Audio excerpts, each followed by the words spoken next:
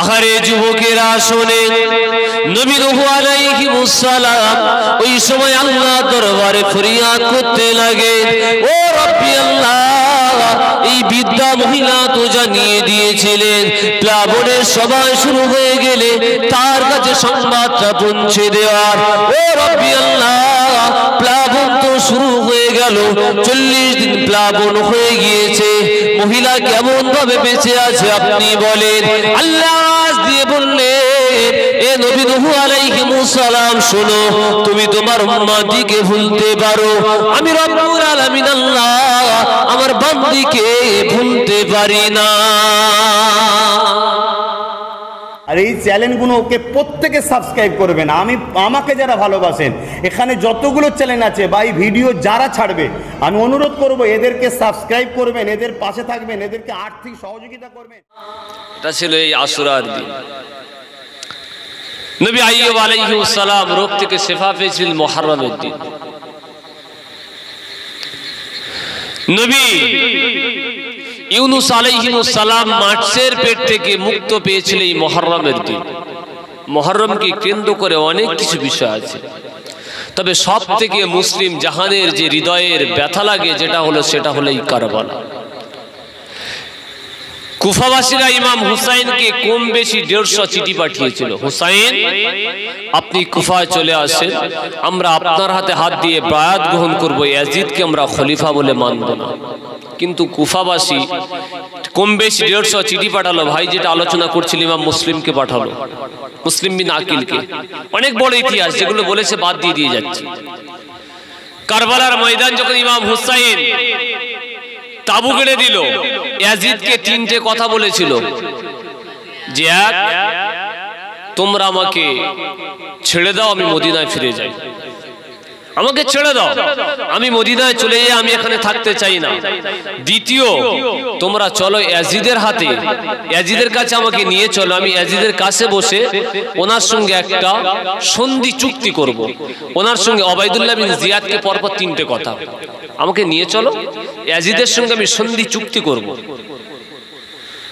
যদি নাই নিয়ে যেতে চাও তাহলে বলো, আমি মদিনায় ফিরে চলে যাই, না হলে আমাকে ছেড়ে দাও, তুর্কি সীমান্তে আমি পৌঁছে যাব।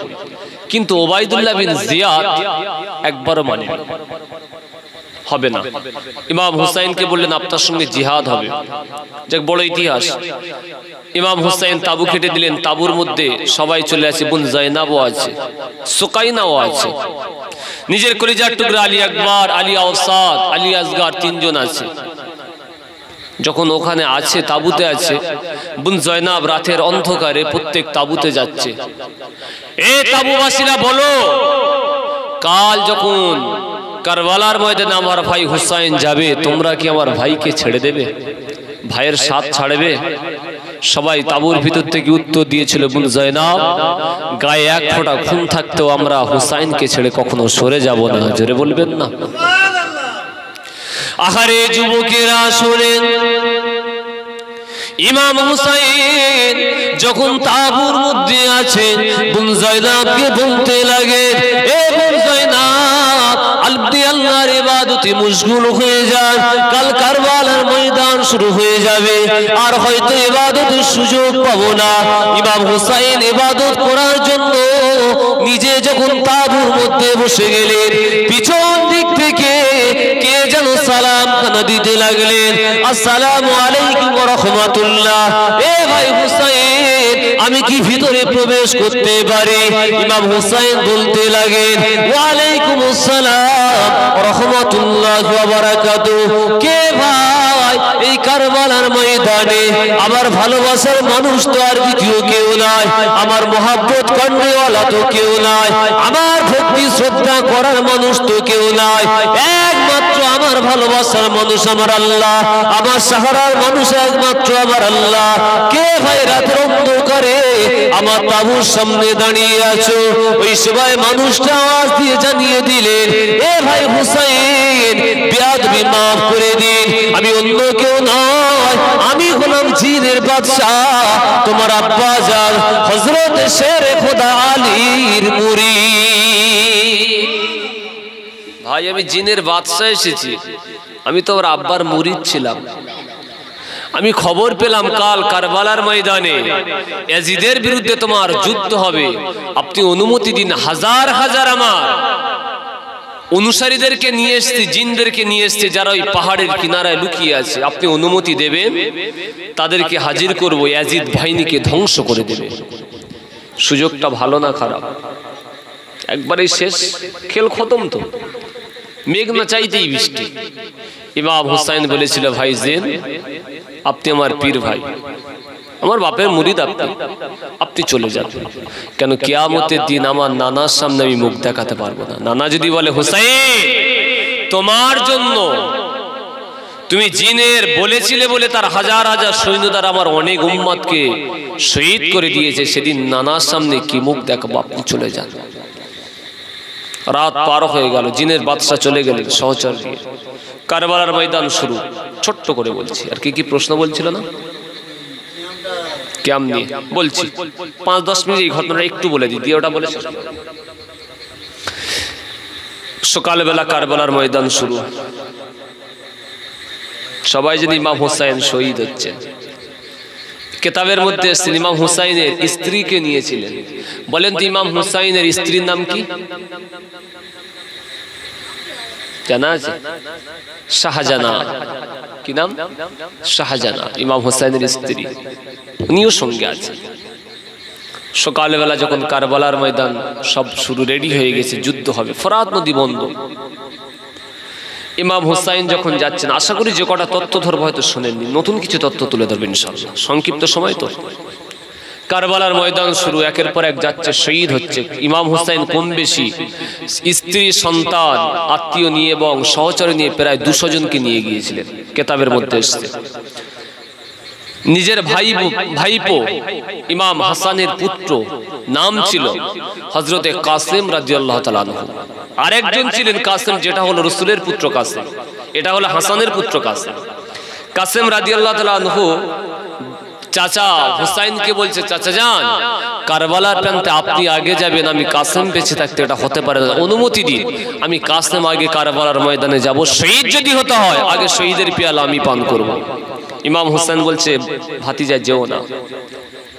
কাসেম বলছেন, চাচা যান, বেয়াদবি মাফ করে, আমার আব্বাজান হযরতে হাসান রাদিয়াল্লাহু তাআলা আনহু ইন্তেকালের পূর্বে আমার হাতে একটা ছোট্ট তাবিজ চিরকুট দিয়ে গিয়েছিলেন। বাবা কাসেম, যেদিন তুমি তোমার জীবনে সব থেকে কষ্টের দিন মনে করবে, পেরেশানির দিন মনে করবে, সেদিন এই ছোট্ট চিরকুটটা খুলবে, তার আগে খুলবে না। চাচা যান, আমি কাসেম যখন আর চিরকুটটা খুললাম, চিরকুটে লেখা দেখতে পেলাম, আমার আব্বাজান লিখে দিয়ে গিয়েছিলেন, কাসেম, কারবালার প্রান্ত হবে তোমার জীবনের সব থেকে বড় দুঃখের দিন, কষ্টের দিন, চিন্তিত, হতাশা তুমি থাকবে, তার পূর্বে কখনো এত হতাশা তুমি হবে না। সেদিন যখন তুমি খুলবে, সেদিনটা হবে কারবালার দিন। কাসেম, তুমি বেঁচে থাকতে আমার ভাই হুসাইন যেন কারবালায় না যায়। যে ব্যক্তি এই কারবালার ময়দানে শহীদ হবে, সে শহীদের উচ্চ মাকাম আল্লাহর দরবারে পেয়ে যাবে। জোরে বলবেন না?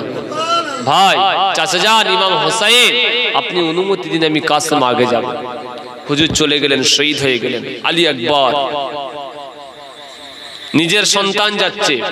ইমাম হুসাইনের 3 ছেলে, আলী আকবর, আলী আওসাত ওরফে জৈনুল আবেদিন, যার নাম আলী আওসাত, তার নাম জৈনুল আবেদিন। 3 নম্বর হলো আলী আসগর। আলী আকবর যাচ্ছে, বয়স 18 থেকে 22, কোন কিতাবে 18, কোন 20, কোন 22, 18 থেকে 22 বয়স। আলী আকবর যখন জিহাদের ময়দানে যাচ্ছে, আব্বাজান দোয়া করেন, ওরাও না দিলেন। আলী আকবর যখন চলে গেলেন জিহাদের ময়দানে, যুদ্ধ করতে করতে একাধিক কাফেরকে হত্যা করলেন। পানির পিপাসায় বুকটা ফেটে যাচ্ছে, আব্বাজানকে বলছে, আব্বাজান একটু পানির ব্যবস্থা করে দেন, কাফেরদেরকে নাস্তে নাবুদ করে দেবো, শেষ করে দেবো। ইমাম হুসাইন ঝরঝর করে কেঁদে বলছে, বাপ, পানি তো নেই, কাছে এসো।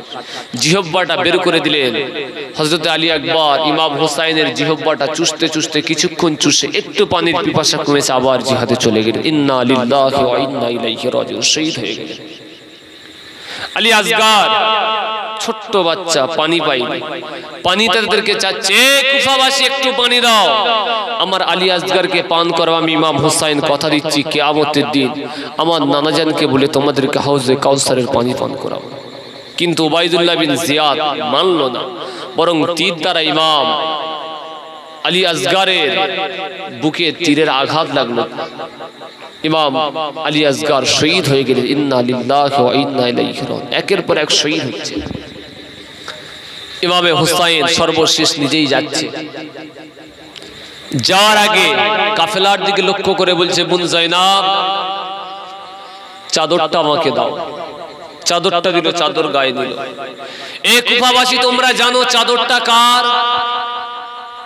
এই চাদরটা অন্য কারণ আমার আম্মা জান হযরতে খাতুনে জান্নাত ফাতেমাতুজ জোহরা রাদিয়াল্লাহু তাআলা আনহার চাদর। বোন জাইনাবকে বললেন, বোন জাইনাব তাঁবুর ভিতর থেকে পাগড়িটা দাও। পাগড়িটা বেঁধে বলছে, জানো পাগড়িটা কার? এই পাগড়িটা আমার নানা জান দিনে দুনিয়ার বাদশার পাগড়ি। ইমাম হাসান ইমাম হোসেন দুই ভাই ছিলেন অবিকল আল্লাহ রসুলের। একজন ছিল কোমর থেকে পা পর্যন্ত, একজন কোমর থেকে মাথা পর্যন্ত, অবিকল আল্লাহ রসুল। যাও তাঁবুর ভিতর থেকে তলোয়ারটা দাও। তলোয়ারটা হাতে নিয়ে বলছে, জানো তলোয়ারটা কার? আমার আব্বাজান শেরে খোদা আলী হায়দারের তলোয়ার। জিহাদের ময়দানে ইমাম হুসাইন যাচ্ছে না, শেরে খোদা তলোয়ার যাচ্ছে। ফাতেমার চাদর যাচ্ছে, আল্লাহ রসুলের পাগড়ি মোবারক যাচ্ছে। ইমাম হুসাইন বোন জাইনাবকে আল বিদা জানিয়ে দিয়ে ঘোড়ার পিঠে সওয়ার হলেন, সকলকে বিদায় দিয়ে। তখনও বলছে, কুফাবাসী আমাকে ছেড়ে দাও, তোমাদের সঙ্গে যুদ্ধ করতে আসিনি। আমি কথা দিচ্ছি কিয়ামতের দিন আমার নানাকে বলে তোমাদের জন্য সুপারিশ করব। কিন্তু তারা কেউ মানল না। উবাইদুল্লাহ বিন জিয়াদ মানল না। ইমাম হুসাইন রওনা দেবে, ঘোড়ার পিঠে উঠে ঘোড়ার লাগাম টানছে, ঘোড়া পা মারছে কিন্তু ঘোড়া আগাচ্ছে না। আবার ঘোড়ার লাগাম টানে, ঘোড়া পা মারে, ঘোড়া আগায় না। আবার ঘোড়ার লাগাম টানে, ঘোড়া পা মারে কিন্তু ঘোড়া আগায় না। ঘোড়া দাঁড়িয়ে আছে। ইমাম হুসাইন ঘোড়ার পিঠ থেকে নামলেন। পিঠ থেকে নেমে পিছনের পা দেখলেন হযরতে সুকাইনা ছোট্ট মাসুম বাচ্চা মেয়ে উঠে ঘোড়ার পাটা জড়িয়ে ধরে ঝরঝর করে কাঁদছে, ঘোড়া আমার আব্বাকে নিয়ে যাস না। যে ব্যক্তি রাস্তায় একবার গিয়েছে সে আর ফিরে আসেনি, আমার আব্বাকে তুমি ছেড়ে দাও। এ রাস্তায় যে গিয়েছে আর ফিরে আসেনি, আমার আব্বা আর ফিরে আসবে না। আমি কার জিহ্বা চুষবো, কার বুকে আমি মাথা রেখে ঘুমাবো, কার জড়িয়ে ধরে ঘুমাবো? ঘোড়া আমার আব্বাকে নিয়ে যাস না। ইমাম হুসাইন নিজের বাচ্চাকে তুললেন, কপালে মুখে চুমো দিলেন, একটু জিহ্বাটা চুষিয়ে দিলেন, বোন জাইনাবের হাতে শরবত করলেন, জাইনাবের হাতে তুলে দিলেন। আল বিদা জানিয়ে জিহাদের ময়দানে আগিয়ে গেলেন। ইমাম হুসাইন কি জিহাদ করছে। জিহাদ করতে করতে ইমাম হুসাইন যখন ক্লান্ত হচ্ছে না, যদি ইমাম হুসাইন কারবালার ময়দানে জিহাদ করত, এমন কোন মায়ের লাল ছিল না ইমাম হুসাইনের সঙ্গে যুদ্ধ করবে। কিন্তু ভবিষ্যৎবাণী পূর্বের গত রাতে আশুরার রাতে ইমাম হুসাইন খ্বাব দেখেছে, জাইনাব খ্বাব দেখেছে। আহারে যুবকেরা শুনেন, হযরতে জাইনাব খ্বাবের মধ্যে দেখতে পেলে কারবালার ময়দানে একজনা মহিলা, যে না বর্গা পরিধান অবস্থা, মহিলাটা যেন কারবালার ময়দান থেকে ছোট্ট ছোট্ট পাথরের নুড়িগুলো গুড়িয়ে গুড়িয়ে নিচ্ছে। বোন জাইনাব বলতে লাগে, কে মা মহিলা গভীর রজনীতে কারবালার ময়দানে দাঁড়িয়ে আছো, পাথরগুলো আপনি হাতে হাতে করে এমন করে গুড়াচ্ছে। ওই মহিলাটা উত্তর দিতে লাগলেন, এ বেটি জাইনাব, আমি অন্য কেউ নয় বেটি, আমি হলাম ফাতেমা। কাল যখন সকাল হয়ে যাবে আমার কলিজা টুকরা লাট্টে জিগার ইমাম হুসাইন রাদিয়াল্লাহু তাআলা আনহু এই কারবালার ময়দানে শহীদ হয়ে যাবে। আমার কলিজা টুকরা হুসাইনের গায়ে পাথরগুলো ফুটে যাবে। তাই আমি ফাতেমা পাথরগুলো নিজে হাতে গুটিয়ে নিচ্ছি। ভবিষ্যৎবাণী।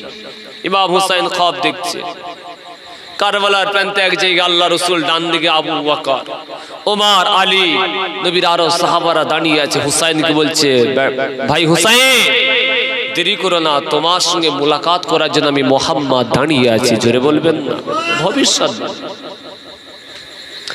আহারে যুবকেরা শোনেন, কিয়ামতের দিন কঠিন মাহশরের ময়দানে আল্লাহ যখন বিচারখানা নেবে, আল্লাহ যখন বিচারখানা শুরু করে দেবে, সেদিন কেউ কারো হবে না। আল্লাহ যখন ফাতেমাকে বলবে, এ ফাতেমা জান্নাত চলে যাও, আপনি যদি জান্নাতে না যান দুনিয়ার কোন নারী জান্নাতে প্রবেশ করতে পারবে না। ফাতেমা এক হাতে রক্ত মাখা জামা, অপর হাতে এক হাতে রক্ত মাখা জামা, অপর হাতে বিষের পেয়ালা নিয়ে দাঁড়িয়ে যাবে, ও রব্বি আল্লাহ ফাতেমা জান্নাত যাবে না যতক্ষণ পর্যন্ত আমার কলিজা টুকরা হুসাইনের এবং আমার কলিজা টুকরা হাসানের বিচারটা না হবে। আমি ফাতেমা আপনার দয়ের জান্নাতে প্রবেশ করব না। আল্লাহ আপনার এক শ্রেণীর বান্দা আমার কলিজার টুকরা হাসানকে বিষ খাইয়ে শহীদ করেছে। আপনারই বান্দা আমার হাসানকে কারবালার ময়দানে নির্দোষ নির্বাম ভাবে শহীদ করেছে। অপরাধ কি? ইয়াজিদের হাতে হাত দিয়ে বায়াত গ্রহণ করেনি। ইয়াজিদের মাধ্যমে রাসূলের সুন্নাতের কিছু বারখেলাপ কাজ ছিল, কিছু ইসলাম বিদ্বেষী কাজ ছিল, তাই বায়াত করেনি। তার হাতে বায়াত হয়নি, কিন্তু এরা নির্মম ভাবে শহীদ করেছে। আগে বিচার হবে, তারপরে ফাতেমা জান্নাত যাবে। ফাতেমা ঝরঝর করে কাঁদবে, আল্লাহ বলবে হাবিব এদিকে এসো। আল্লাহ রাসূল যখন আসবে বলে মোহাম্মদ দেখো না ফাতেমা কি বলছে। কি ফাতেমা? আব্বাজান জান্নাত আমি যাব না, আগে আমার হাসানের এবং হুসাইনের রক্তমাখা জামা বিষের পিয়ালা ধরিয়ে দেবে, এর বিচারটা হবে, তারপরে জান্নাত। তার আগে ফাতেমা জান্নাত যাবে না। ওয়ালাইকুম আসসালাম। স্টেজে আছে, পরে কথা বলছি নেবে। তার আগে আমি ফাতেমা জান্নাত যাব না। হযরতে ফাতেমা জান্নাত প্রবেশ করবে না। আল্লাহ রাসূল মাথা নিচু করে ঝরঝর করে কেঁদে বলবে, ফাতেমা তুমি তোমার হাসান আর হুসাইনের বিচার চাও না, আমার উম্মাহ জান্নাত যাবে এটাই তুমি চাও। ফাতেমা তখন ঝরঝর করে কেঁদে বলবে, আব্বাজান আগে আপনার উম্মাত উম্মাতিদের জান্নাত যাবে এটাই ফাতেমা চায়। জোরে বলবেন না? তাছাড়া জান্নাত কেউ পাবে না। রসিলায় অনেক উম্মাত উম্মাতি জান্নাত যাবে। এই কথা দুরূদ শরীফ আল্লাহ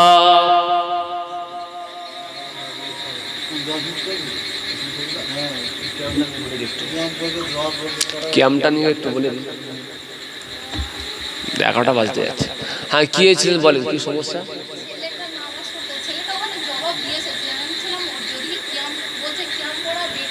কিয়াম করা বেকার। আচ্ছা কি জবাব দিয়েছে?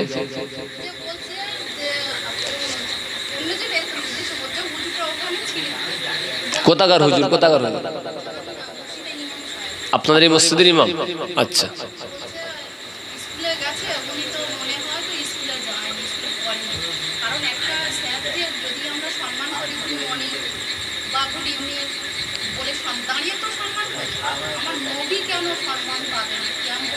আচ্ছা, এটাই আপনার প্রশ্ন, কিয়াম করা খারাপ কাজ, এটাই তো বুঝিয়ে দিচ্ছি।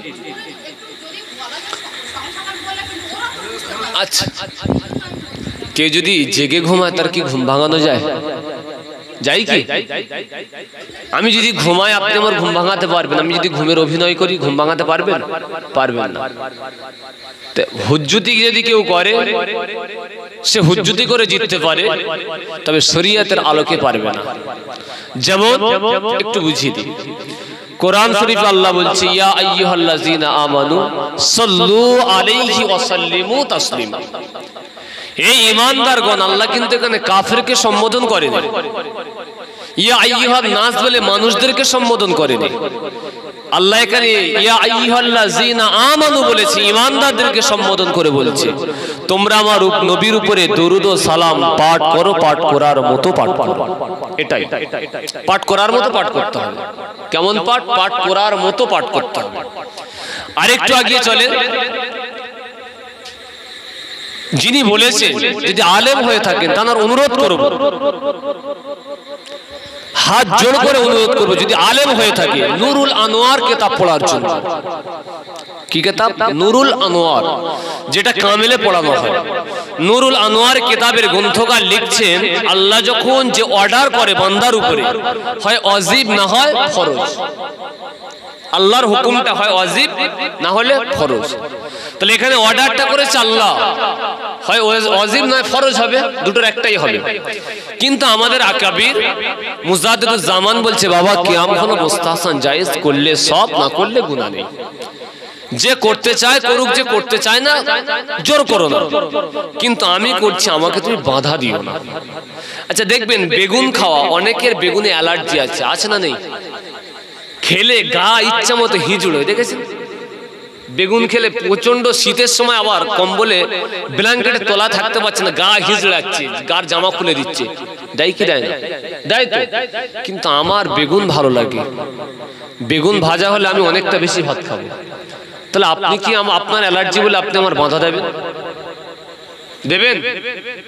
অ্যালার্জি আপনার, আপনি খাবেন না। আমার তো বেগুন ভালো লাগে, পছন্দের খাবার, আপনি বাধা দেওয়ার কি? এ রাইট আপনার নেই? আসেন আরেকটু আগিয়ে যান। কোরআনের দিক থেকে ওয়াজিব নয় ফরজ প্রমাণ হলো। নুরুল আনোয়ার গ্রন্থকার, ওকে দুদিন কা যোগী বাল কা জটা, ওর কোনো দাম আছে? আকাবিরদের দেখতে হবে। আকাবিররা যখন বলছে আল্লাহর হুকুম হয় ফরজ নয় ওয়াজিব, ওটাই মানতেই হচ্ছে। আরেকটু আগে যাও, ভারতের জমিনে প্রথম হাদিসের কিতাব যদি কেউ নিয়ে আসে, তার নাম হলো আব্দুল হক মুহাদ্দিস দেহলভী রাহমাতুল্লাহ আলাইহি। কি ফুরফুরা, কি দেওবন্দ, কি বেরেলি, কি লামাযহাবি, কি আহলে হাদিস, কি আজানগাছি, কি তাবলীগ, যাই বলে সবার মাথার তাজ, সবার মাথার মুকুট, সবাই তাকে সম্মান করে, শ্রদ্ধা করে, মাথার পাগড়ি মনে করে, যার নাম হলো আব্দুল হক মুহাদ্দিস দেহলভী। ভারতের বুকে প্রথম হাদিসের কিতাব নিয়ে এসেছেন দাদা হুজুর শাহুল্লাহ মুহাদ্দিস দেহলভী, আশরাফ আলী থানভী, রশিদ আহমেদ গঙ্গোই না। ভারতের বুকে হাদিসের কিতাব যদি প্রথম কেউ নিয়ে এসে থাকে, সেটা হলো আব্দুল হক মুহাদ্দিস দেহলভী রাহমাতুল্লাহ আলাইহি। তিনি একটা কিতাব লিখেছেন, কিতাবটার নাম হলো আখবরুল আখিয়া। কি নাম বললাম? মুখস্থ করে নেন। আখবরুল আখিয়া, উর্দু কিতাব। উনি লিখেছেন, কিতাবের শেষ পৃষ্ঠা মোনাজাত, কিতাবের শেষে একটা পেজ লিখেছেন, মোনাজাত করে লিখছেন। আচ্ছা, যদি কোনো লেখক তিনি কিতাব লেখেন, কিতাবের শেষ পৃষ্ঠায় লেখেন, যদি আমার কিতাবের লেখনীতে কোনো কেউ ভুল দেখতে পাও, সেই ভুলটা আমাকে দয়া করে জানিয়ে দিও, পরের ছাপাতে আমি সংশোধন করে বের করে দেবো। ঠিক না ভুল? লিখে দেয় তো, ছাপায় যদি ভুল থাকে আমার বলে দিও, আমি পরের যখন ছাপবো সেখানে সংশোধন করে ছাড়বো, তার আগে নয়। লিখে দেয়। উনি কিতাবের শেষ পৃষ্ঠায় লিখছে, আল্লাহ আমি আব্দুল হক মুহাদ্দিস দেহলভী আমার জীবনে এমন কোন আমল করিনি যেটা আপনার দরবারে দেখাবো এবং যার উসিলায় আমি নাজাত চাইবো।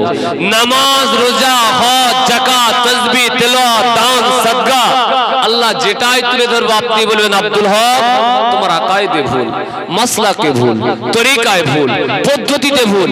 আল্লাহ একের পর এক আপনি অনেক ভুল ধরবেন। আপনারা নামাজ পড়েন, কবুল হচ্ছে গ্যারান্টি আছে? রোজা রেখেছেন, রোজাটা কবুল হয়েছে গ্যারান্টি আছে? দান করলেন, কবুল হয়েছে? প্রত্যেকটা সন্দেহ আছে না নেই? ওযুই হয়েছে কি সেই সন্দেহ তো? যেমন নামাজ জান্নাতের চাবি, ওযু হলো তো নামাজের চাবি, হলো তো আগে তাহরাত, পবিত্রতা।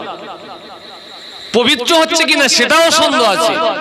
নামাজ হচ্ছে কিনা, রোজা হচ্ছে কিনা, কি গ্যারান্টি আছে? অনেক নামাজ পড়লাম, আল্লাহর কাছে গিয়ে বলবো আল্লাহ বলে সব ফাঁকা, যা কিচ্ছু কবুল করিনি, কি করবেন? আব্দুল হক মুহাদ্দিস দেহলভী বলছে, আল্লাহ যেটা তুলে ধরবো আপনি বলবেন আব্দুল হক তোমার নামাজে ভুল, তোমার রোজায় ভুল, তোমার তরিকায় ভুল, তোমার পদ্ধতিতে ভুল, তোমার নিয়তে ভুল, তোমার আমলে ভুল। আল্লাহ একের পর এক আপনি সব ভুল ধরে যাবে, তবে আমি আব্দুল হক মুহাদ্দিস দেহলভী আপনার সামনে একটা আমল তুলে ধরবো এবং যেটা দেখি আমি নাজাত পাইবো, আল্লাহ সে একটাই আমল, অন্য কোনো আমল না। যেটা দেখাবো আপনি ভুল ধরবেন, কিন্তু একটা এমন একটা আমল আমার কাছে আছে, মজুদ আছে, যেটা আপনার দেখাবো, আপনি সেটা দেখে তার উসিলে আমার নাজাত দিতে বাধ্য হবেন। জোরে বলবেন না? কবুল করবেন আপনি, গ্যারান্টি। হুজুর কিতাবে লিখছি কি, আল্লাহ নামাজ নয়, রোজা নয়, হজ, যাকাত, তাসবিহ, তেলাওয়াত, দান, সাদকা কিচ্ছু নয়, কিচ্ছু নেই। আব্দুল হক মুহাদ্দিস দেহলভী সব ফাঁকা, সব ফাঁকা। একটা আছে একদম নিরেট সলিড, যেটা দেখাবো নাজাত পাবো, সেটা হলো যখন আপনার হাবিবের শানে কেউ সালাম পড়তো। আমি আব্দুল হক মুহাদ্দিস দেহলভী যখন যেতাম দেখতাম আপনার হাবিবের শানে যখন সালাম পড়তাম আদবের সহিত দাঁড়িয়ে দাঁড়িয়ে প্রেম ভরে ভক্তি ভালোবাসায় সালাম পড়তাম। খোদা গো, এটার মধ্যে আমার কোনো রিয়া নেই, অহংকার নেই, ফকর নেই, আমিত্ব নেই, কিছু নেই। এটা দেখাবো, আপনি নাজাত দেবেন এবং এর উসিলে আমি জান্নাত পাবোই পাবো। জোরে বলবেন না? তাহলে যে ছেলে বাপ মানে না, সে ছেলে ভালো না খারাপ? দুষ্টু গরুর থেকে শূন্য গোয়াল অনেক ভালো। এ ছেলে তো বাপ মানে না, বললে বড় কথা। যে বাপকে না মানে, তোর বাপকে বলে আমি জানি না, মনে হয় ছেলেটা হালাল জাদা। কি ছেলে ও? কি ছেলে? হালাল জাদা। ওর বাপের পরিচয় নেই তো। যে বাপ মানে না, সে ছেলে ভালো। দুষ্টু গরুর থেকে শূন্য গোয়াল অনেক ভালো। দুষ্টু গরু যদি রাখেন, দুধের বিনিময়ে লাথি খেতে হবে। ওর থেকে শূন্য গরু অনেক ভালো। এরা হলো দুষ্টু গরু, ঈমান চোর, আমল চোর। এরা আমল চুরি করতে পছন্দ করে। আর আমাদের আকাবির আব্দুল হক মুহাদ্দিস দেহলভী সবার মাথার তাজ। তিনি যদি সালাম পড়ে আল্লাহর কাছে জান্নাতের দাবিদার হতে পারে, তার উসিলে জান্নাত পাবে আশা রাখতে পারে, আমরা তারই সন্তান, তারই অনুসারী। তাহলে আমরা কি চাই না, আমরা কি পারি না যে আল্লাহ এই কিয়াম আপনার হাবিবের সামনে দাঁড়িয়ে দাঁড়িয়ে পড়ছি, খোদা গো এর উসিলে আপনি আমাদের জান্নাত দেবেন, জান্নাত পাবো? এটা কি ভুল চাওয়া হচ্ছে? তোমার কষ্ট হচ্ছে কেন? না, রসুলের শান বাড়ছে। আহলে বায়াতদের শান বাড়লে, রসুলের শান বাড়লে কষ্ট হয় তো। তা কিন্তু এখন ফেসবুকে অনেকে লিখছে, ইমাম ইয়াজিদকে ঠিক মতো কাফের বলা যাবে তো? সন্দেহ, গা ঘেঁষছে আর কি। ও কাফের বলতে ভয় লাগছে। তা মান ইমাম হুসাইনকে ছেড়ে দিয়ে ইয়াজিদকে ইমাম মান? কষ্ট হচ্ছে। ব্যাপারটা হলো, একটা হলো ফকি, একটা হলো মুহাদ্দিস। দুটোর ভিন্ন পার্থক্য, এই জ্ঞানটুকু আমাদের নেই। ফকি আলাদা, মুহাদ্দিস আলাদা। যিনি 10টা হাদিস পড়বেন, এই হাদিসের 76 হাদিস পড়ে মুহাদ্দিস দাবিদার হতে পারে যে আমি মুহাদ্দিস। মুহাদ্দিসের কাজ হলে উপরে উপরে যাবে, উপরে উপরে, গভীরে প্রবেশ করতে পারবে না। গভীরে প্রবেশ করতে গেলেই হতে হয় ফকি। তাই ভিতর থেকে সমুদ্রে ডুব মারতে পারলে তবে তো ঝিনুক বের হবে, ডুব না দিতে পারলে ঝিনুক পাওয়া যাবে? এর একটা উদাহরণ আপনাদের ছোট্ট করে বলি। আব্দুল হক মুহাদ্দিস দেহলভী হুজুর শুধু মুহাদ্দিস না, একজন বড় ফকি। একটা ছোট্ট উদাহরণ শুনে নেন। একজন লোক তার স্ত্রীকে বলছে, বিবি আল্লাহর কসম, আল্লাহর কসম, আল্লাহর কসম, বিবি তোমাকে 1 তালাক, 2 তালাক, 3 তালাক, একটা শর্তের উপরে। কি শর্ত? বিবি এ সময় আমি যে ইবাদত করব, পৃথিবীর কোনো মানুষ যদি ইবাদতটা করে, বিবি তোমাকে 1, 2, 3টে তালাক। আসো দেখি কোরআন হাদিস থেকে একটু আমাকে খুঁজে বের করে দাও। আল্লাহর কসম যদি খুঁজে দিতে পারে কোরআন হাদিস থেকে, কালকের থেকে আমি ওদের হয়ে ওদের মত পদ আমি প্রচার করব, ছেড়ে দেবো ফুল। দাদা হুজুর ছেড়ে দেবো মতাদর্শ। তারা যদি কোরআন হাদিস থেকে বের করে দিতে পারে, কেন মানব না? শর্ত কি দিল? বিবি তোমাকে 1 তালাক, 2 তালাক, 3 তালাক, একটা শর্তের উপরে। পৃথিবীর কোন মানুষ, এখন আমি একটা ইবাদত করব, কোন মানুষ যদি ইবাদতটা করে, 3টে তালাক পড়ে যাবে। বলেন বিবি থাকবে না যাবে? ইরাক, ইরান, মিশর সব একটাই মুহাদ্দিসরা ফতোয়া, বিবি তালাক, তালাক, তালাক, তালাক, তালাক, লা ইয়াজুজ, বিবি আর জায়েজ না। কেন? তুমি এখন নামাজ পড়ে, কেউ না কেউ নামাজ পড়ছে, আমি ওয়াজ করছি, কেউ না কেউ ওয়াজ করছে, কোথাও না কোথাও হচ্ছে, আপনারা শুনছেন, কোথাও না কোথাও ওয়াজ শুনছে কেউ। কি ইবাদত করবেন, যাই করেন, কেউ না কেউ করছে। তাহলে সন্দেহ থাকছে বিবি তালাক, যার কাজ গিয়েছেন তালাক। কারণ মুহাদ্দিস, ফকি নয়। এরা ঝিনুক বের করতে পারবে না, উপরে ছুটবে। সবাই তালাক দিয়েছে, তালাক ফতোয়া দিয়ে দিয়েছে। আব্দুল কাদের জিলানী হুজুরের কাছে গিয়ে হাজির, আহলে বায়াত, নবীর খানদান। হুজুর একটা ফতোয়া। কি বাবা? না আমি আমার বিবিকে এই বলেছি, সবাই তালাক দিয়ে দিয়েছে। হুজুর বিবি আমি চাই। আর সমাজে দেখেননি কেউ আরো বিবি তালাক হয়ে গেলে একটা বুড়ো খোঁজে যায়, নড়তে পারে না, তার সঙ্গে বিয়ে দেয়, দেখেছেন তো? জায়েজ নেই, কোনো শর্তে জায়েজ নেই, চলবে না। নিঃশর্ত ভাবে বিয়ে দিতে হবে এবং তার সেই যুবকের সঙ্গে যার শারীরিক এখন ক্ষমতা আছে। আব্দুল কাদের জিলানী বলছে, বাবা কি হয়েছে? বলে হুজুর এই ব্যাপার, বিবিকে আমি বড্ড মহাব্বত করি, ভালোবাসি, বিবি আমি ছাড়তে চাই না। কি হবে? হুজুর সবাই তালাক দিয়ে দিয়েছে। যাও বাবা, তোমার বিবি তালাক হয়নি, সকালে আমার সঙ্গে দেখা করবে। জোরে বলবেন না? সকালে দেখা করো। সকাল হয়েছে, এসছে, চলো বাবা বসো। কাবার চত্বরে গিয়েছে। কাবার ইমাম, আমি আব্দুল কাদের জিলানী এসেছি। হুজুর বলেন কি ব্যাপার, আপনি এখানে? বাবা কাবার ইমাম, কাবার চত্বরে যারা কাবা তওয়াফ করছে ওদের একটু তওয়াফটা বন্ধ করে দাও, বন্ধ করে দাও, একটু সাইড করে দাও। সাইড করে দিয়েছে। বাবা যে যুবকটা বলেছিলে বিবি 3টে তালাক শর্তের উপরে, বাবা যাও আল্লাহর কাবাটা 3 বার তওয়াফ করে দাও। কেন পৃথিবীর দ্বিতীয় কোনো কাবা নেই, কেউ তওয়াফও করছে না, বিবি তোমার তালাক হয়নি। জোরে বলবেন না? এটা হলো মুহাদ্দিসের কাজ, ফকির কাজ। মুহাদ্দিস এখানে কিছু করতেই পারবে না। ইমাম আবু হানিফার সময় একজন বিবি স্বামী স্ত্রী ঝগড়া হয়েছে। স্বামী শর্ত দিয়েছে, আমি তোমার সঙ্গে আগে কথা বলবো না,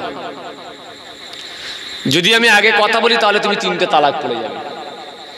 বুঝবেন স্বামী কি বললো? যদি আমি উপজে আগে কথা বলি 3টে তালাক পড়ে যাবে। স্ত্রী বলছে ফজরের আগে যদি আপনি কথা না বলেন আপনার বাড়ি ছেড়ে আমিও চলে যাব। কথা বুঝবেন ঝগড়া কোথায় গিয়ে পৌঁছাচ্ছে? ইবলিস শয়তান মিলে আছে তো। স্বামী বলছে যদি কথা বলি আমি আগে তুমি 3টে তালাক। স্ত্রী বলছে ফজরের আগে যদি আপনি আগে কথা না বলেন তাহলে আপনার বাড়ি ছেড়ে আমিও চলে যাব। ও আদা করছে কথা বলবে।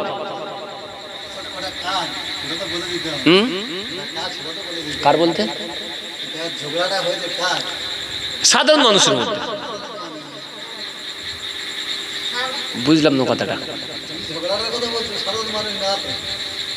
ওটা কিতাবে যেটা এসছে ইমাম আবু হানিফার সময়কালে একজন ব্যক্তির ঘটনা। না না না না না না, এটা সে অজ্ঞান, এটা সে অজ্ঞান। তো ইমাম আবু হানিফার দরবারে যখন দ্বারস্থ হলেন, উনি বলছে যাও বিবি তোমার তালাক হবে, চিন্তা করো না, চলে যাও বাড়িতে। বলে হুজুর আগে আমি কথা বলবো না, যদি আমি কথা বলি 3টে তালাক। বিবি যদি কথা না বলি ফজরের আজান হবে, বিবিও চলে যাবে, যাও। হুজুর রাত্রেবেলা গভীর রাতে মসজিদে গিয়েছে, মুয়াজ্জিনকে ডাকছে, মুয়াজ্জিন। জি হুজুর আমি ইমাম আবু হানিফা এসেছি। কি ব্যাপার হুজুর আপনি এখানে? বাবা একটু আজানটা দেবে, একবার আজানটা দিয়ে দেবে। কেন হুজুর? না বাবা আমি বলছি একবার আজানটা দাও। আজান হচ্ছে, ওদিকে বিবি সবকিছু গুটিয়ে নিয়েছে, কেন আজান হচ্ছে, সুবহে সাদিক ফজর ভেবেছে। স্বামীকে বলছে হুজুর আপনার ঘরে আপনি থাকেন, আমি গেলাম। থাকলো ঝোলা চললো ভোলা, আমি গেলাম। আপনার ঘর আপনি সামলান, আমি আমার বাপের বাড়ি চলে যাচ্ছি। আপনার ঘরে আমি আর থাকছি না, শর্ত সাপেক্ষ আমি চলে যাচ্ছি। বের হবে, স্বামীরও মাথায় হাত, না আজান হয়ে গেছে, বউ চলে যাচ্ছে, কথাও বলে না। বাইরে থেকে গেট ঠুকছে, কে? বাবা আমি ইমাম আজম আবু হানিফা, একটু বাইরে এসো। কি ব্যাপার হুজুর আপনি? হুজুর বিবি তো চলে যাচ্ছে। বিবি এই বাবা যাও, তোমার বিবি তালাক হয়নি। হুজুর আজান হয়ে গিয়েছে, বিবি চলে যাচ্ছে তো। বাবা এটা ফজরের রক না, আগে কথা বলেছে কি? স্ত্রী তো বলে এখন, বলে আগেও কথা বলে যখন দিয়েছে তোমার বিবি তালাক হয়নি, কেন এখন তাহাজ্জুদের রক, তাহাজ্জুদের আজান হয়েছে। জোরে বলবেন না? এটা হলো ফকির কাজ। মুহাদ্দিস ফকির দুটো ভিন্ন। আরে রে সেই মুহাদ্দিসদের দুটো সামান্য কিতাব, চুটি কিতাব পড়ে বড় বড় বাতালা। ভালো করে দেখলে ভাঁড়ে কপ্পুন নেই। কষ্ট কোথায়? রাসূলের সামনে সালাম পড়লে, নবীকে নূরের বললে, নবীকে হায়াতুন নবী বললে, আহলে বায়াতদের মান মর্যাদা বাড়ালে ওদের বড় কষ্ট হয়। কিন্তু হিংসা মনোভাব। অথচ রাসূল বলছে তারাকতু ফিকুম সাকালাইন লান তাজিল্লু মা তামাসসাকতুম বিহিমা কিতাবাল্লাহি ওয়া ইতরাতি আহলিল বাইতি। এ সাহাবারা, আমি রাসূলুল্লাহ বিদায় দিয়ে চলে যাচ্ছি। তারাকতু ফিকুম আমরাইন, তারাকতু ফিকুম সাকালাইন লান তাজিল্লু মা তামাসসাকতুম বিহিমা কিতাবাল্লাহি ওয়া ইতরাতি আহলিল বাইতি। তোমাদেরকে দুটো জিনিস রেখে যাচ্ছে, এক হলো আল্লাহর কিতাব কোরআন শরীফ, অপরটা হলো আমার আহলে বায়াত। এই দুটোকে যারা মজবুত করে আঁকড়ে ধরবে, আমি মুহাম্মদ বলছি, তারা কখনো পথভ্রষ্ট হবে না, ক্ষতিগ্রস্ত হবে না, গোমরাহ হবে না। আর এরা কে? এরাই তো বেশি ক্ষতিগ্রস্তের মধ্যে আছে। নবীর খানদানকে, নবীর খানদানের শানের কথা বলে, খেলাফ কথা বলে। এরা সামনাসামনি বসবে না। বলেন তো, সামনাসামনি বসতে দেখিও কত কিয়াম বিরুদ্ধচারণ হয়েছে, আমি একটু দেখি। লেবু একটু চটকে দেখি না, রস আছে না শুকনো, দেখা দরকার আছে। মুজাদ্দিদুজ্জামানের সুন্দর এই বাগিচা, যা কষ্ট তারা করেছে তার কোনো সীমা নেই। সুন্দর একটা বাগান, সুন্দর একটা বাগিচা আমাদেরকে উপহার দিয়ে মুজাদ্দিদুজ্জামান বিদায় নিয়েছে। আশা করি সুন্দর বাগিচার মধ্যে যদি কিছু দু একটা দুল্প ঘাসপাস গজিয়ে ওঠে, সেটা ছিটে বেশ ক্লিয়ার করে দেওয়ার ক্ষমতাটুকু আছে ইনশাআল্লাহ। ক্লিয়ার করে দাও, বসতে বলে। কিন্তু ওরা বসবে না, পিছন দিক থেকে গ্যাঁ গো ব্যাঙের মতো করবে। আষাঢ় মাস পড়লে যেমন ব্যাঙ দেখেননি, ক্যাঁ কো করে চিৎকার দেয়। তোরা ফাঁকা জায়গা যেখানে কেউ থাকে না, সেখানে ঠিক এক এক করে কানে ফুসকে দেবে, সামনে বলে। আল্লাহ ওই সমস্ত আলেমদের থেকে আমাদের হেফাজত করুক, সকলে বলে আল্লাহুম্মা আমিন। কেন? ৭২ দল, একটা জান্নাতি, ৭৩ দল, ৭২ জাহান্নামী, একজন জান্নাতি। হযরতে একটা ছোট্ট ঘটনা বলে একটু বুঝে নেন। আলী রাদিয়াল্লাহু তাআলা আনহুর সিফফিনের যুদ্ধের সময়, সিফফিনের যুদ্ধে হযরত আলী রাদিয়াল্লাহু তাআলা আনহু, ওনারকে কিছু মানুষ পিছন থেকে সরে গিয়েছিল, গিয়ে বলেছিল হযরতে আলী কাফের হয়ে গিয়েছে।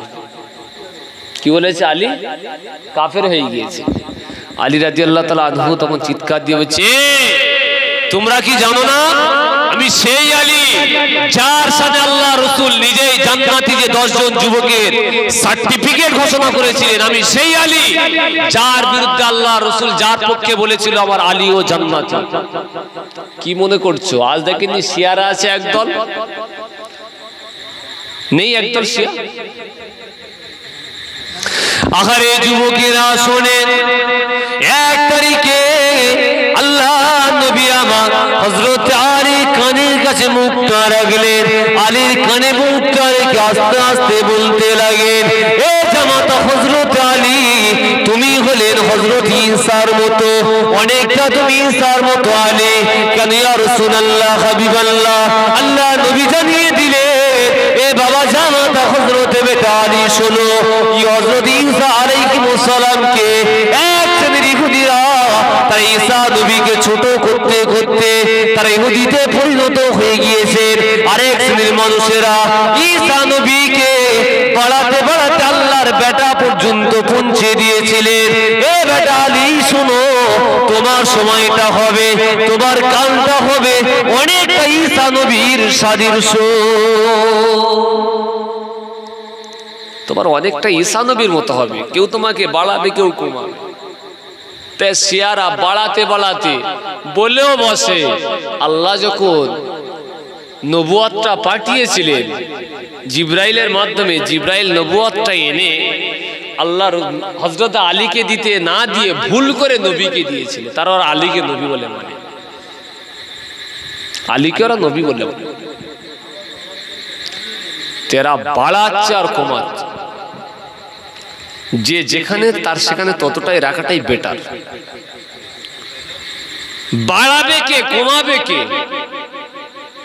बढ़ाने वाला कौन है, घटाने वाला भी कौन है? बढ़ाने वाला तो खुदा है, मैं तो कहने वाला। বাড়াচ্ছে কে, কমাচ্ছে কে? আমি তো বাড়াইনি, আমি তো কমাইনি। বাড়াচ্ছে তো স্বয়ং আল্লাহ। আমি তো জাস্ট বলছি, আমি বলনেওয়ালা। আমি আল্লাহ বলাচ্ছে, আমি তাই বলছি। বাড়িয়েছে স্বয়ং আল্লাহ, দুনিয়ার কোনো মানুষ না। যাক, যা আলোচনা করলাম, যদি কেউ কষ্ট পেয়ে থাকেন আল্লাহর রাস্তায় ক্ষমার দৃষ্টিতে দেখবেন। আখিরি দাওয়ানা, আবার কেমন হবে? দাঁড়িয়ে একটু নবীর সামনে সালাম পড়ে দিই। ইয়া নবী সালাম, ইয়া রাসূল সালাম আলাইকা, ইয়া হাবিব সালাম আলাইকা, সালাওয়াতুল্লাহ আলাইকা। কলেমায় পড়ি আপনার নাম, আজানে শুনি আপনার নাম, নামাজে আপনার আকে সালাম। আপনি যে নূরে এ মুজাসসাম, ইয়া নবী সালাম, ইয়া রাসূল সালাম, ইয়া হাবিব সালাম আলাইকা, সালাওয়াতুল্লাহ আলাইকা। জিবরাইল দিলেন ইনজিয়াত, খুলে দাও আসমানের দুয়ার, এসেছে নবী ঈদের সরদার, করিতে আল্লাহ আরো দিদার। ইয়া নবী সালাম, ইয়া রাসূল সালাম আলাইকা, ইয়া হাবিব সালাম,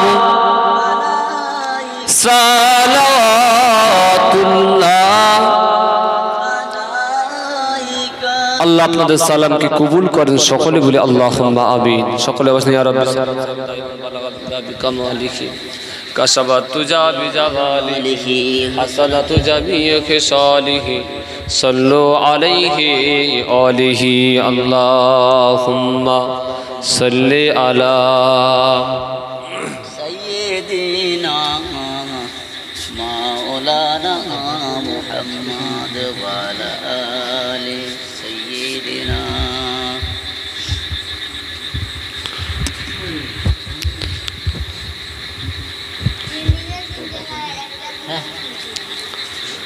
আসেন ছোট করে একটু দোয়া করব। সকলে আমার সঙ্গে হাত তোলেন। আল্লাহুম্মা আমিন। আল্লাহুম্মা আনতাস সালাম ওয়া মিনকাস সালাম, তাবারাকতা রাব্বানা ওয়া তাআলাইকা ইয়া জাল জালালি ওয়াল ইকরাম। ربنا ظلمنا أنفسنا وإن لم تغفر لنا وترحمنا لنكونن من الخاسرين. رب اجعلني مقيم الصلاة ومن ذريتي ربنا وتقبل دعاء. ربنا اغفر لي ولوالدي وللمؤمنين يوم يقوم الحساب. رب العالمين সন্ধ্যা থেকে একের পর এক ওলামা হযরতগণ আলোচনা করলেন। আমি অধম গুনাহগার সংক্ষিপ্ত সময় কিছুক্ষণ আলোচনা করলাম। কয়েকবার দরুদ শরীফ তেলাওয়াত হলো, কলেমা শরীফ, আপনার হাবিবের সামনে সালাম শরীফ পড়ার মধ্যে যদি কিছু ভুল ত্রুটি বেয়াদবি হয় দয়াময় দয়া করে মাফ করে দেবেন। খুশি যদি কিছু সব দান করলে সব আকায়ে নামদার মুফাক্কির বংশধর সৈয়দুল মুরসালিন রহমাতাল লিল আলামিনের দরবারে সব কথা পৌঁছে দিন। নবী পাকের আলা ওলাদ আম্মাজান সাহাবা ইকরাম সাহাবীগণ ইমামে হাসান হুসাইন রাদিয়াল্লাহু তাআলা আনহুমা হুজুরদের দরবারে সব কথা পৌঁছে দিন। খাস করে সব জান্নাতুল বাকিয়া শরীফ, জান্নাতুল মুআল্লা শরীফ, আসরে মুবাশশিরা খোলাফায়ে রাশিদিন দরবারে সব আল্লাহ কুল মুমিনিন মুমিনাত মুসলিমিন মুসলিমাত জিন ইনসান নর নারী যারা বিদায় নিয়েছে সকলের হোপাকে সব কথা খাস করে আল্লাহ সব রফিকুল ইসলাম ভাইয়ের আব্বার রূহ পাকে সব করে পৌঁছে তানার কলিজার টুকরা সন্তানদের রূহ পাকে সব করে পৌঁছে দিন। যদি কারো কবরে আযাব হয়ে থাকে আযাবুল কবরটাকে নাজাতের উসিলা বানিয়ে দিন। তাদের সংকীর্ণ কবরকে প্রশস্ত করে দিন, অন্ধকার কবরকে আলোকিত করে দিন, সাপ বিচ্ছুর কবরকে গোলাপ ফুলের বাগিচা বানিয়ে দিন, এক ঘুমে কালকে আমোদ বানিয়ে দিন। আল্লাহ জান্নাতি পোশাক পরিয়ে ঘুম পড়িয়ে দিন। আল্লাহ বাড়িতে আপনি রহমত বর্ষণ করবেন। এ বাড়িতে আসমানি বালা, জমিনি বালা, জিসমানি বালা, রুহানি বালা, তামাম বালা মুসিবত থেকে হেফাজত করুন। আল্লাহ জিন শয়তান, মানুষ শয়তান, ইবলিস শয়তানের ধোঁকা ওয়াসওয়াসা থেকে আপনি বাঁচিয়ে দিন। খাস করে আল্লাহ আপনি আমাদের সকলকে ইহদিনা সিরাতাল মুস্তাকিমের পথের পথিক বানিয়ে নিন। আল্লাহ বিশ্বের মুসলমান জানমালি মানিস তাবলুকে হেফাজত করুন। আমার পরে আমার ভাই এসে তিনি আলোচনা করবেন। আল্লাহ কোরআন সুন্নাহর উপরে তাদেরকে আলোচনা করার তৌফিক দান করবেন। সকলকে মিলেমিশে থাকার তৌফিক দান করবেন। দুনিয়ায় যেমন একসঙ্গে মিল মহব্বত রাখছেন, কিয়ামতের দিন একসঙ্গে আমাদের সকলকে জান্নাতে যাওয়ার তৌফিক দান করবেন। আল্লাহ যা চাইলাম চাইতে বাকি আছে আপনি তালিম বিজাতি সুদূর বান্দাদের মধ্যে খবর জানেন, সকলের মধ্যে নেক মাকসাদকে আপনি পূরণ করে দিন। আল্লাহ আমি জানি মজলিসে সব থেকে বড় গুনাহগার, সব থেকে বড় পাপী, পাপিষ্ট, নালায়েক, নাদান থাকতে গেলে আমি আছি, আমার মতো আর কেউ গুনাহগার নেই। আল্লাহ আল্লাহ এখানে অনেক আলেমে দ্বীন আছে, হাফিজে কোরআনরা আছে। আল্লাহ তালিবুল ইলমরা, মা বোনেরা হাত তুলেছে। খোদা যার হাতকে আপনি পছন্দ করেন তার হাতের উসিলা করে গুনাহগারের দোয়াকে আপনি কবুল আর মঞ্জুর করে নিন। আপনার হাবিবের কদম মোবারকের উসিলা করে কবুল করুন। মুজাদ্দিদুজ জামানের খাতিরে কবুল করে নিন। পবিত্র আসরাত রাতের উসিলা করে কবুল করে নিন। সুবহানা রাব্বিকা রাব্বিল ইজ্জাতি আম্মা ইয়াসিফুন ওয়া সালামুন আলাল মুরসালিন আলহামদুলিল্লাহি রাব্বিল আলামিন। آمين آمين آمين وجل آخر كلامنا عند الموت لا إله إلا الله لا إله إلا الله لا إله إلا الله محمد رسول الله صلى الله عليه وسلم। محبت التكبير نعرہ تکبیر نعرہ تکبیر نعرہ تکبیر सिलसिला हक मुजाद्दिदुज़्ज़मा सिलसिला हक मुजाद्दिदुज़्ज़मा नारे तकबीर नारे तकबीर दुरूद शरीफ अल्लाह